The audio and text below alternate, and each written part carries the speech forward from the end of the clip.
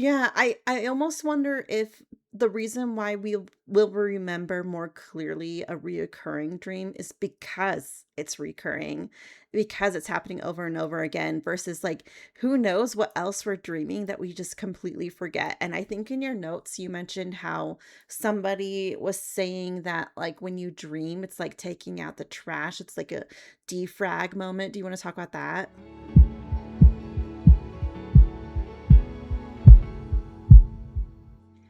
Welcome back to the podcast where life happens and then you die. I'm Melissa, And I am Jessica. and today we're talking about something we spend most of our life doing sleeping, but more specifically, dreaming. And since humans sleep for roughly one third of their lives, the average person spends about 6 full years dreaming. All right, to kick us off, I found this really interesting study from Dr. Matthew Walker out of UC Berkeley, who also wrote Why We Sleep. His research talks about how REM sleep may help us process emotional memories because during that stage of sleep, the brain has much lower levels of noradrenaline, which is a stress related chemical. So, when you dream about something emotional, frustrating, or difficult, your brain may actually be revisiting that memory in a safer environment without the same chemical anxiety attached to it, which is kind of fascinating because it means some dreams might not just be random chaos. They might be your brain's weird little filing system dumping data, sorting memories, and trying to make emotional sense of things while you sleep. Yeah, so like when I dream about like something stressful, it's not actually stressful. Yeah, and I think that's what's super interesting about it is that there are so many different ways to look at dreams. There's the scientific side, like part of the study I just mentioned, where dreams may help the brain process emotions or reorganize experiences. And there are other studies and theories around dreaming too. Some look at memory, some look at emotional regulation, some look at problem solving, and some look at the brain just sorting through information. So there's definitely a scientific lens, which I find interesting. But what is fascinating to me is the spiritual aspect of dreaming, the symbolism and the patterns, and the idea that dreams might be showing us something we're working through subconsciously. So there's those questions that come up of like, what emotions keep showing up in your dreams? What theme keeps repeating? What does my brain keep returning to the same kind of situation? And there's even some like spiritual belief in like higher power or premonitions coming to you in your sleep, which I'm not too familiar with. I never really got much into that. But I do have this reoccurring dream, and it's kind of a fear of Hmm. mine. I have a fear of being chased, and I'll have this dream where I am trying to get away from something or someone, and it's always different. And the harder I try to run, the slower I go. It's like gravity is fighting against me, and eventually I just end up Oh, crawling and then sinking into the ground. interesting. Yeah, I've had dreams before where I need to run, but for some reason I can't run, or I need to drive really fast, but the car just won't go. I've had something like so kind of similar but a little bit different. Okay, so before we get too far into interpreting dreams and reoccurring themes, what made you want to talk about dreams in the first place? Oh, I just thought it would be fun.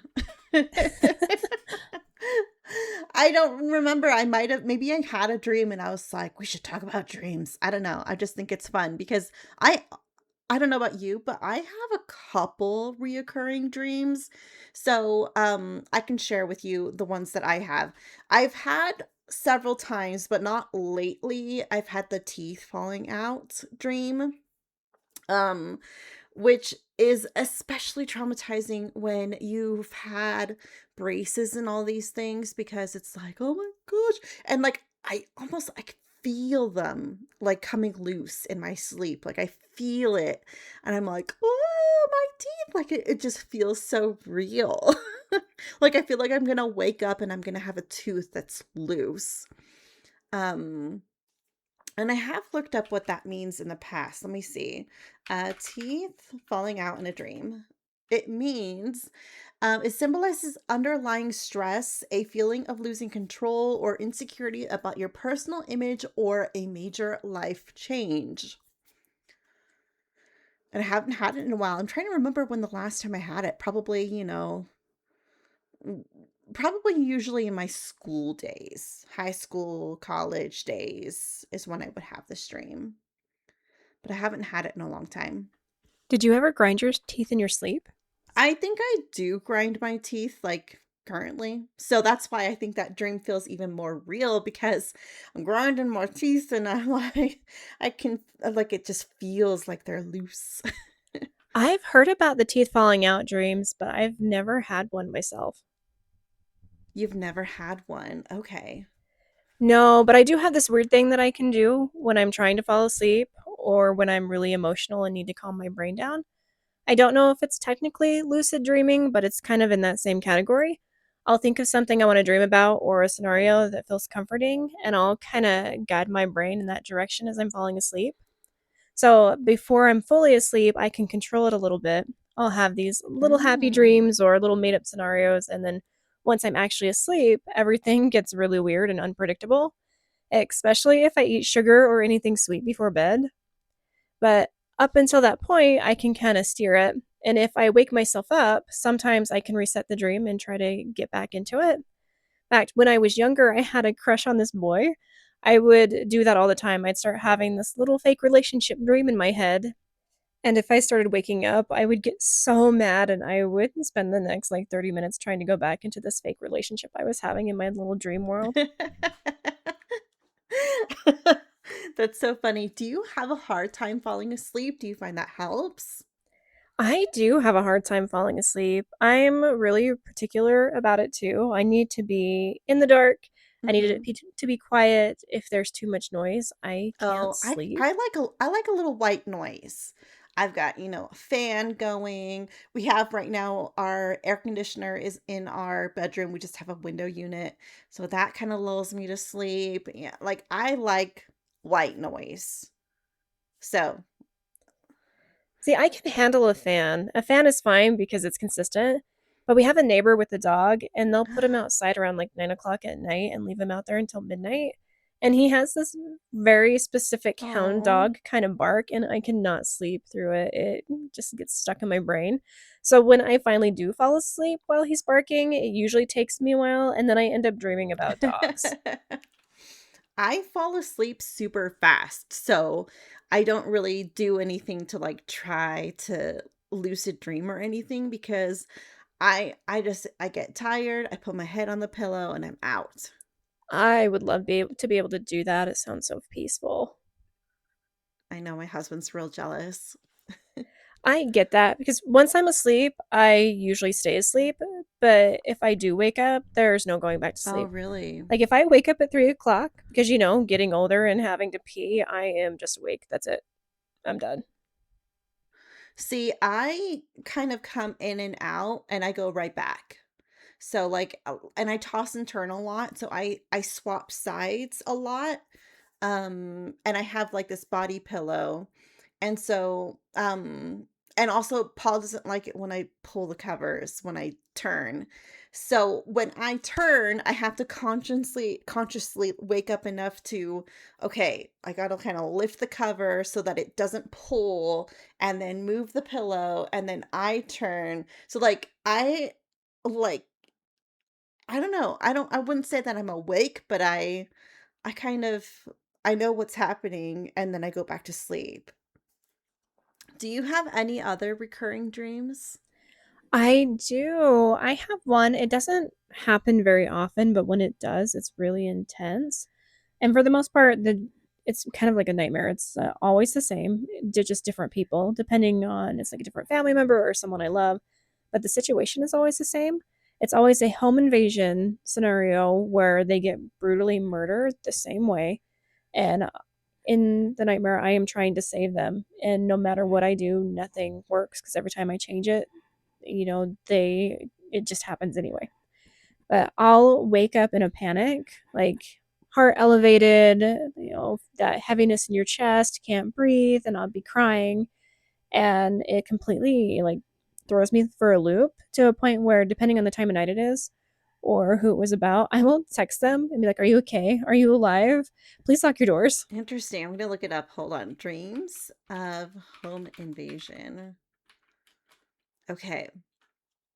So it is a symbolic reflection of vulnerability, unresolved stress, or feeling a loss of control in your waking life. And also, okay, some common psychological meanings, boundary issues. Intruders often represent people, situations, or demands in your walking life that are crossing your personal limits. Um, I didn't do death in this one, but so that might be something different. But yeah, it could be, intrusive things that are intruding in your real life are intruding into your dream in the form of a robber or something. That's interesting. And I wonder if it's connected to feeling like I'm losing control, or maybe like I'm not setting boundaries with the person in the dream. Or maybe it's less about them specifically and more about the feeling of failing them Yeah, somehow, I like don't I'm know. supposed to protect them and I That's can't. crazy. I don't know. That's wild. And that brings up another point before you tell me your next dream. Have you heard of Carl Jung? No. So he did a lot of work in psychology and he had a really interesting view on dreams. And from what I understand, Jung didn't see dreams as random nonsense or as something intentionally trying to confuse us. He believed dreams often speak through symbols, images, and patterns because that's the language of the unconscious mind. So instead of looking at a dream and saying, this one thing always means the exact thing, it's more about asking what the image or situation represents to you. Like with the home invasion dream, it may not literally be about someone breaking in. It could be about feeling unsafe, feeling like my boundaries are being crossed, or feeling like I'm responsible for protecting people and terrified that I won't be able to. And I think that's what makes dreams so interesting. When we're awake, we can explain things away and avoid them or convince ourselves we're fine. But when we're asleep, some of that filter drops and the dream can show us the emotion underneath everything a lot more directly. So your dreams are speaking truths to you. I don't know if I can even see. This is the other thing, though. A lot of people don't remember the dreams that they have. So it's like hard to even analyze your dreams because a lot of times you forget them. Yeah, and I've talked to quite a few people that say they don't dream, and I wonder if they do and they just don't remember it at all. Hmm.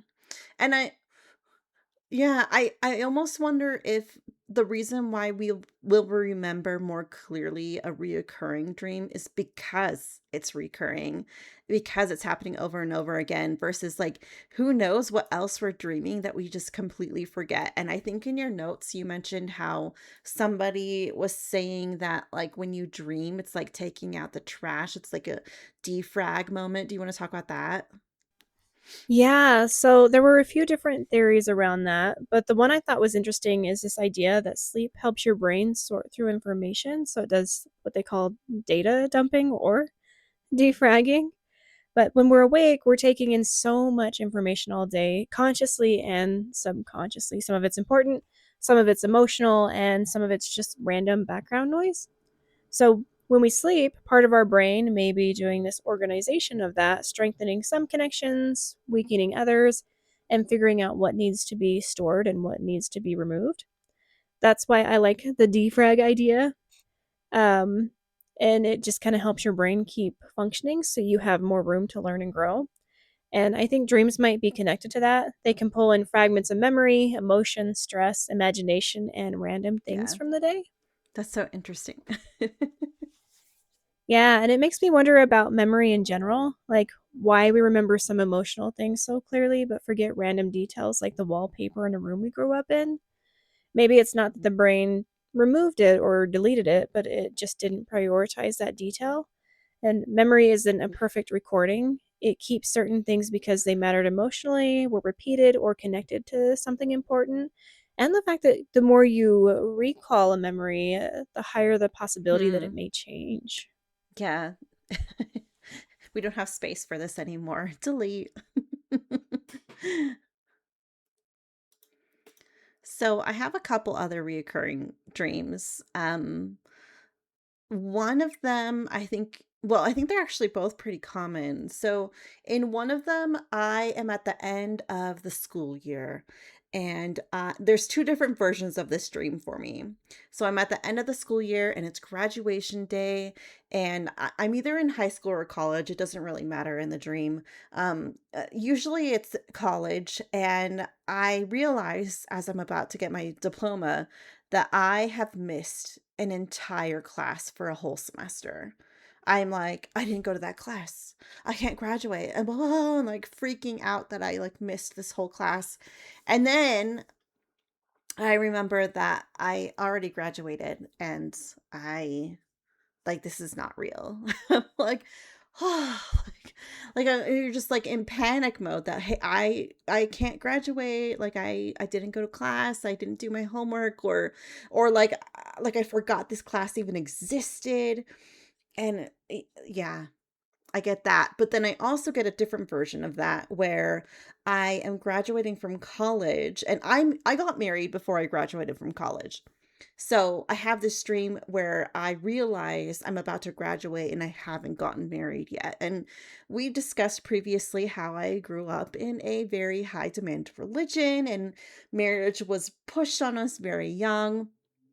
So this dream is another version of that for me because I'm like panicking that I didn't get married yet. And where am I going to meet somebody after college? Like, this is the opportunity, this is the place to meet someone and get married. And I'm graduating and I'm not going to have that chance. And then my brain does two different things. It goes, no, like, how am I going to meet somebody? And then it like kind of like pivots and goes, I'm single. Like, yeah. Woo, I get to date. I get to and then I wake up and I'm like confused because I'm like, oh, I am married. I've never had the marriage dream, but I did have a similar dream where I would still be in school and I couldn't graduate. And then I would wake myself up and be like, "You're 27 years old. You're way too old to be in school." Yeah, yeah, I would say that's pretty similar. Yeah. I don't know if I've ever looked up that dream for an interpretation. It says it's a classic manifestation of stress, performance anxiety, and feeling of being unprepared or overwhelmed. My other one's kind of icky. I get this icky dream, and it is common, but I think it's slightly different for other people. So in this dream, I really need to use the bathroom. And there are bathrooms everywhere. I can find bathrooms. I can't find a clean one. And it gets worse and worse the further you go. It's like, oh, just like it's not just like a little bit of pee on the seat. It is just like there is poop everywhere, smeared on the walls, on the floors. You cannot get into this bathroom without getting infected with like just human waste. And I just want to try and I just want a clean bathroom. I want a clean bathroom. And then if you do for some reason find a clean bathroom in the dream, now all of a sudden there's no doors on the stall. So you finally find if you do find a clean bathroom, or sometimes it's a variation of the dream where I can find a bathroom, but none of them have doors. And people can just walk by and see me. So I'm trying to find like a secluded bathroom at the end of the hall. And there's just like everybody's just around. And I'm like, I don't want you to see me poop. Like, go away. Oh, see, I have a similar dream. Mine always happens when, like, physically I actually have to pee and my body's trying to tell me through a dream. But I'll always be in a room or a public space with a bunch of people and they're talking to me and I have to pee, and then a toilet will just appear. I'm like, I can't go pee right now. There's so many people. So I'll wait for them to leave Mm-hmm. and then I'll sit down to go pee and I can't pee. I just can't do it because either there's saran wrap on the toilet and I can't figure it out, or I just don't actually have a bladder to be able to go pee. Yeah, it's wild. But then I'll wake up and actually get up and go pee. So let's see. Dreams about not finding a clean bathroom are really common, and it says they typically reflect your waking struggles with vulnerability, boundaries, or difficulty releasing emotional baggage. So, another just form of stress. Okay, so let's mention some other common dreams. So you mentioned the teeth falling out already. And then here's one, falling from a massive height. Oh, ooh, that sounds scary. I've probably had that dream, but my brain is like, don't remember that one. I don't know if I've ever really had a falling dream. I'm also not super afraid of heights, so maybe that one just doesn't show up for me as much. But the interpretation I found is interesting. It said falling dreams can sometimes represent feeling like something is slipping out of your control, like a job, a relationship, or some kind of life situation that you're trying to hold on to, but it feels like you're losing your grip. So it's not necessarily about being afraid of heights. It can be more about the fear of letting Huh. go or the fear that something is already falling apart and you can't stop it.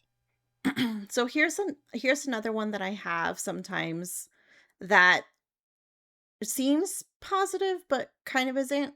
I have this dream sometimes where I'm like, I think I'm in San Francisco, and for some reason in the dream, my mind is like, "Oh, I remember being here with my family, and there's this place where we can."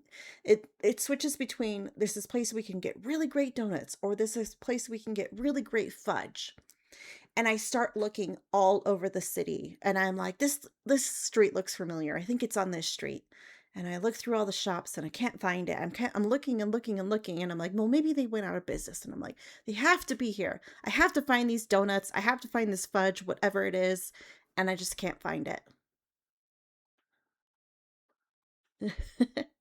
And it says, dreaming about searching for food, but being unable to find exactly what you want, often points to feelings of deprivation, a search for fulfillment, or unmet emotional needs in your waking life.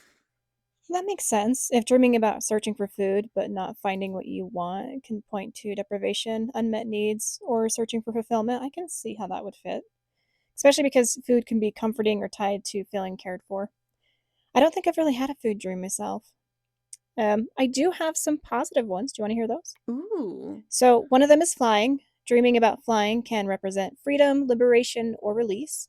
Usually, it's connected to breaking free from something, making a hard decision, or getting out of a toxic dynamic. I don't know if I've ever had a dream about flying.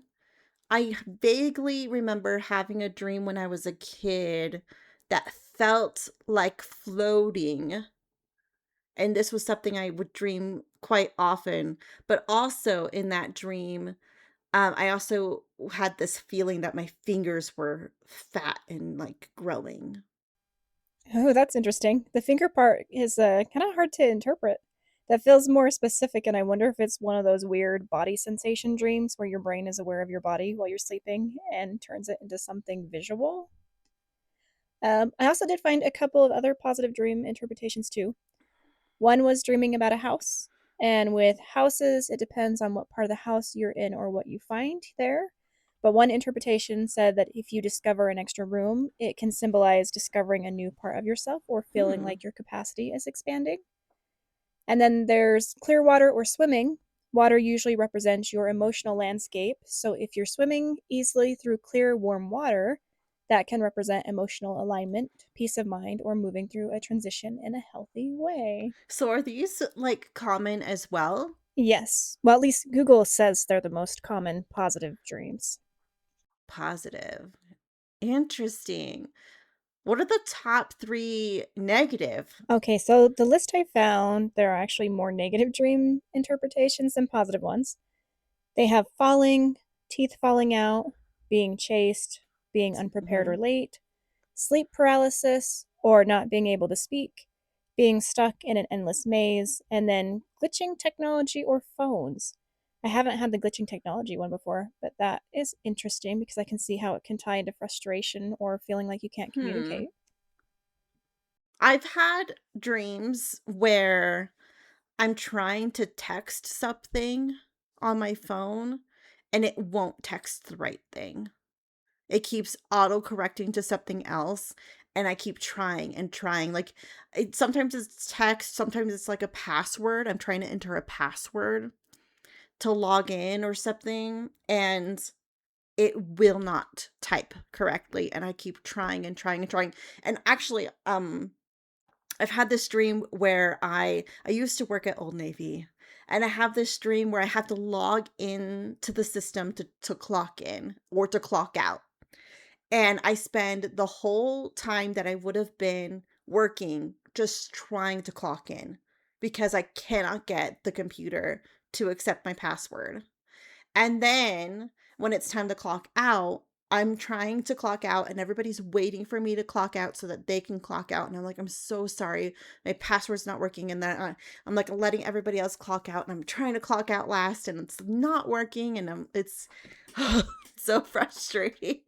Yeah, I heard when you start dreaming about work, that's when you're overly stressed and need to take a break.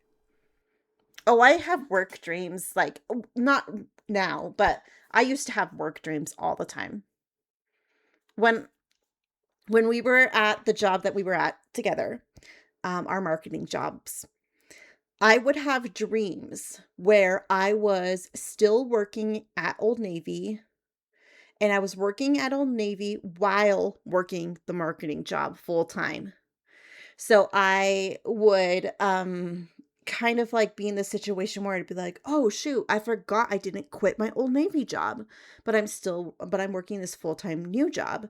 And then, I would, like, go in and I'd be like, "Oh, well, I guess I can just work on the weekends," or, like, "I can work, but it has to be, like, in the evening," or and they would be like, "Okay." And then they would schedule me for a little while, and then they would forget to schedule me for a few months. And then in the dream, I would get a call like, "Oh, you didn't come in for your shift." I'm like, "Oh, I forgot I even worked there." And I like just kind of like this loop of like, "Why do I still work here?" And then I keep thinking in my head, "I'm going to put my 2 weeks notice in. I'm going to just put my notice in and I'm just going to work the one job. I'm not going to work this other job anymore." And I just like, I can't escape the other job for some reason. It's weird. But I don't have it anymore because I don't work either of those jobs anymore. The only work-related dream that I can actually remember was I was having a client meeting and it was on a Zoom call, and they just kept getting angrier and angrier. And the angrier they got, the closer they got to their screen until they were eventually just coming through the screen and were sitting next to me, yelling at me in my office. It was wild. Oh, I did hear something interesting, and I've never personally experienced this, but some people believe that when you sleep, your soul or consciousness can travel outside of your body, almost like an out of body experience, or the idea that you're visiting different places while you're dreaming instead of everything happening only inside your mind. I think it's an interesting concept, especially when people talk about dreams that feel extremely real or dreams where they see places or people in a way that feels different from a normal dream. Have you ever experienced anything like that? Hmm.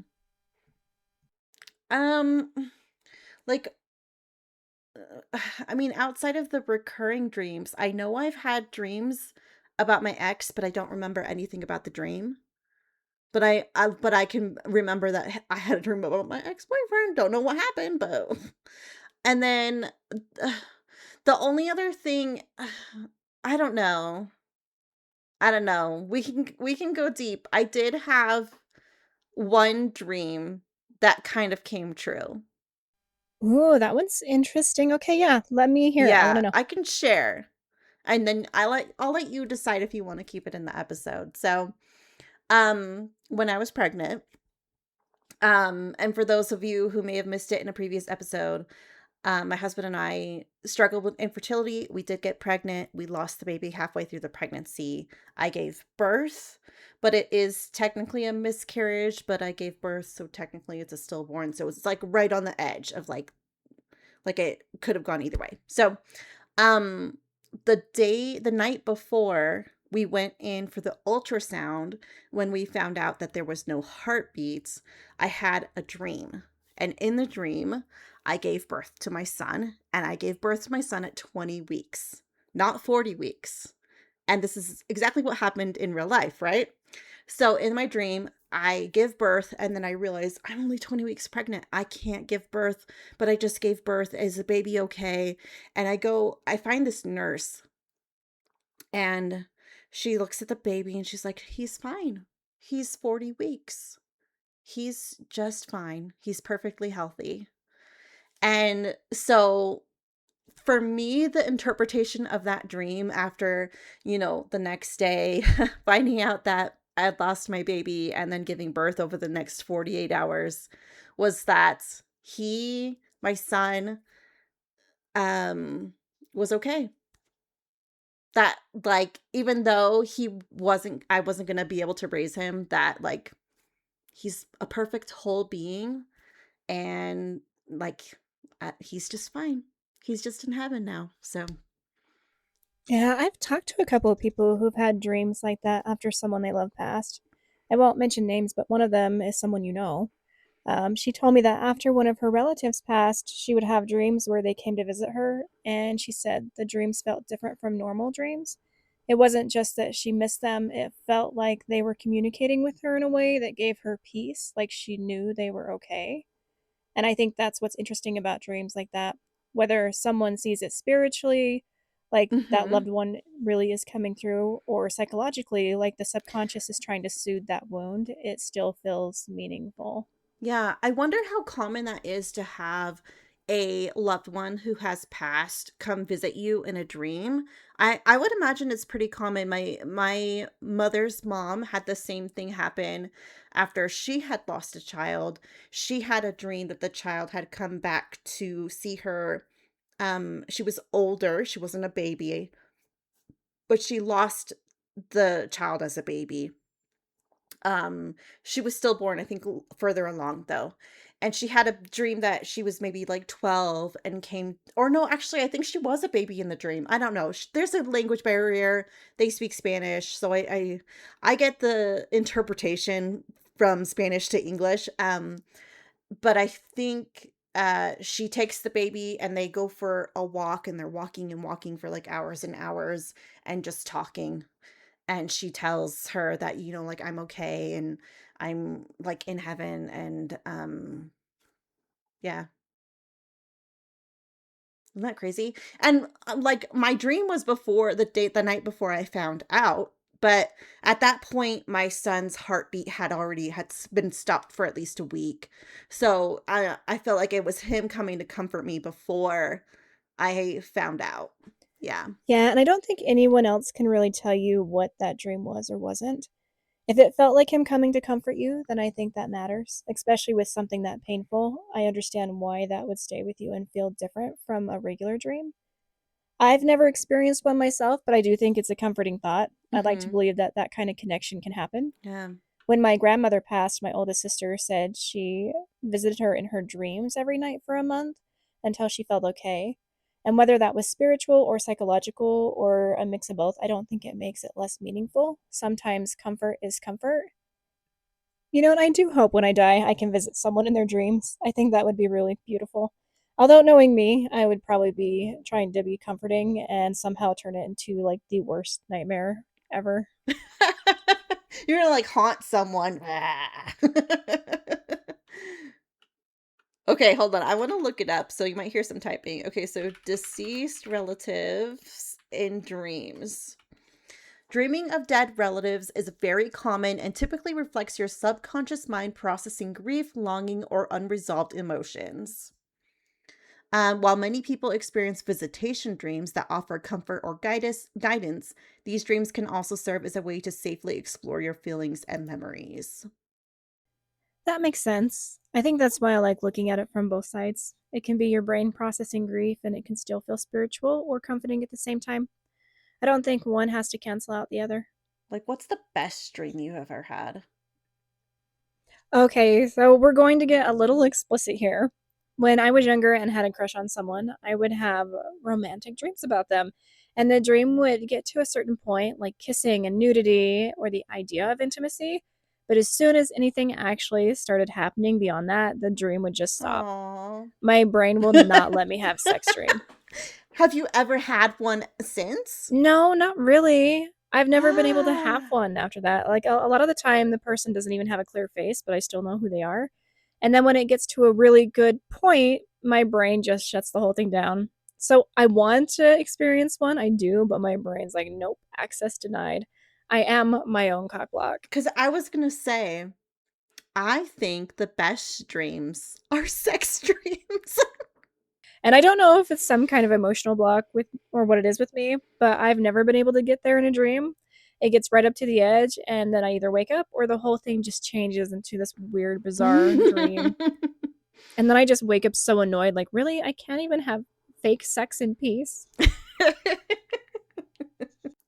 All right. Well, you guys have heard all of the crazy dreams that we've had from, can't finding a clean toilet to being late to class and being chased and, sex dreams and all that fun stuff. So I want to know in the comments, what dreams do you often have and what do they mean?